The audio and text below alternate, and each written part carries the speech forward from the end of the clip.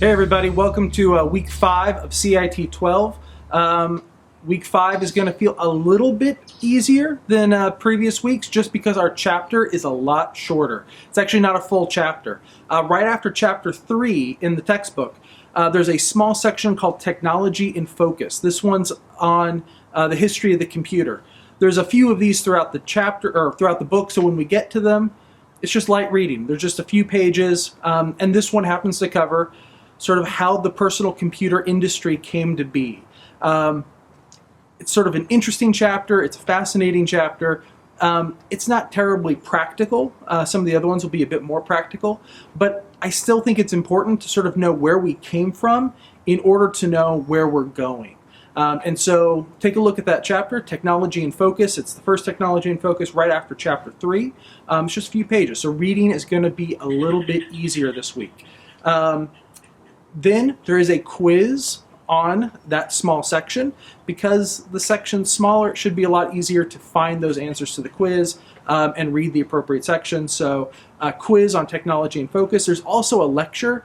It is an optional sort of supplementary video. It's actually taken from a documentary that came out in the 1990s called Triumph of the Nerds. It's interesting if you're sort of into this. A lot of people I know who work in the IT industry, who work in programming, just a lot of techie people have seen this documentary. It's got original interviews with Bill Gates and Steve Jobs and Steve Wozniak and Paul Allen and all of the people who actually made the computer industry happen. And so it's a lot better than just hearing somebody else tell the story. You can actually get the story from them directly.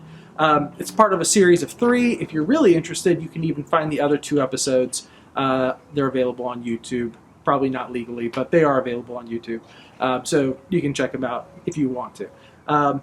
Regardless, Technology in Focus, the history of the personal computer. Take a look at that quiz on that section, and then video if you want to. It's an optional supplementary material. You can see a little bit more about the history of the personal computer. And then for our discussion this week, we're actually kind of going in a slightly different direction. Again, we're looking at where we're going in order to know, we're looking at where we came from in order to know where we're going. And so to that end, our discussion is actually going to be on a technology that's really emerging right now. 3D printing. There's a video. That video that I'll have posted in Blackboard in the Week 5 folder is actually a few years old. Stuff has progressed since then. But it's a TED Talk about 3D printing, and the reason I really like it is because there are 2 points she brings up that have nothing to do with the 3D printing, but that are really, I think, important. So you'll get an idea of how 3D printing works, but more importantly, pay attention to when she says, because of this technology, we may be able to eliminate the need for manual labor in manufacturing. When she says that, she kind of pauses, steps back, and sort of reacts to the crowd. The crowd's not mic'd, but it's because they're cheering. The TED conference it's attended by some of the sort of richest, most powerful people in the world, people who are really influential in their respective industries. And so when a crowd like that sort of is, cheering the idea of eliminating manual labor, I think it's a sign. Again, it goes back to that video I did in week 2 on chapter 1. Don't learn how to milk cows right before the automatic milking machine comes out. At that point, look to do the higher thing, the better thing. Learn how to make cheese, learn how to make ice cream, right? As technology enters an industry, it disrupts that industry. And here's an area where 3D printing is really just kind of blossoming and people are finding new ways to use it. And it's going to disrupt a lot of industries. And so if you're sort of thinking, oh, well, maybe manufacturing, I could learn how to, make some fine-tune, whatever, that may not be the best thing. Now, the other reason that I like that video is that the very end of the section that I want you to watch.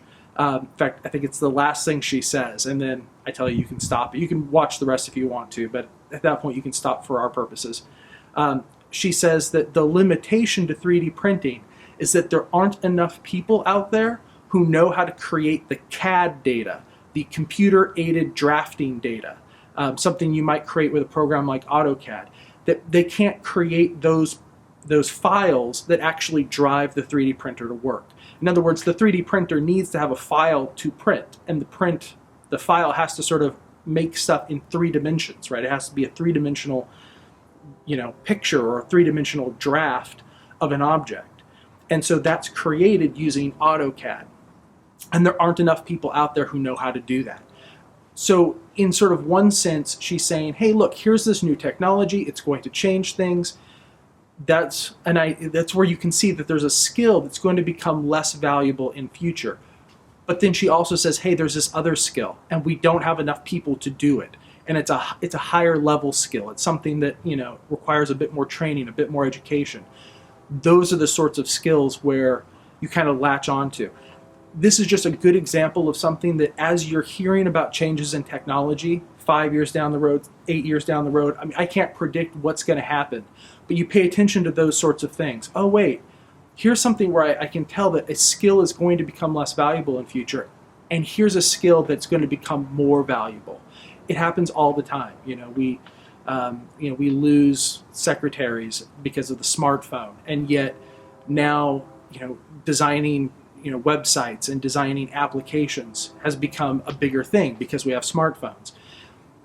Technology comes in and it changes things. So long as you can sort of predict those changes and see those changes happen in real time, I think it's better. And so 3D printing, it's something that's emerging. It's something you should know about. And there are some changes that I definitely want to make you aware of, so that hey, we teach AutoCAD on campus, not in our department, but there's another department that teaches AutoCAD. Maybe you should take a class. Maybe that would be helpful to your future career. Who knows how 3D printing might get used. So anyway, check out the video on 3D printing. Your discussion will be based on that video. Essentially, hey, what are your thoughts? How do you think this is going to pan out? Do you think you could find a use for it, etc. So that's the discussion for this week. And then we've got your My IT lab. We're just continuing in our Word unit. So we're looking at Word Lab 3 this week. There are going to be 4 labs for Word before we go into our practical. So we're sort of approaching the end of things. Next week's lab is actually going to be fairly short. This one's still fairly long, but anyway, hopefully you'll have more time to do it because the reading is so light. So we've got light reading for the Technology in Focus section, a quiz on the Technology in Focus section, a discussion on 3D printing, and then the My IT lab for Word Lab 3. All right, that's what you have to do this week. If you have any questions, send me an email, holler.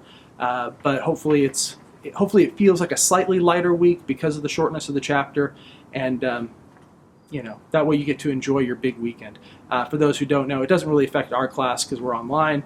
It doesn't even affect my face-to-face class because we're Tuesday, Thursdays. But Fresno City College is one of the few colleges, I think, left in the world that still celebrates Lincoln's and Washington's birthdays separately. And that means that you get Friday off and Monday off, which effectively makes a nice 4-day weekend around the Valentine's Day holiday, also my birthday, but that's irrelevant. It just happens to be nice that I get 4-day weekends off for my birthday.